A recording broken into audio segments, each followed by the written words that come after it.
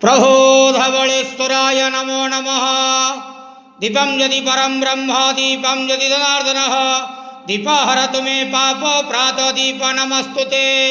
प्रभु धवळेश्वराय नमः। करचरणकृतं वः कायजं कर्मजं वः श्रवणनयनतं वा मानसं वा पराधं विहितं वा सर्वमेतत्क्षमास्वं। जय जय करुणाब्दे श्री महादेव शंभो। अहे धवळेश्वर महाप्रभु संसार सुखी रखंतु।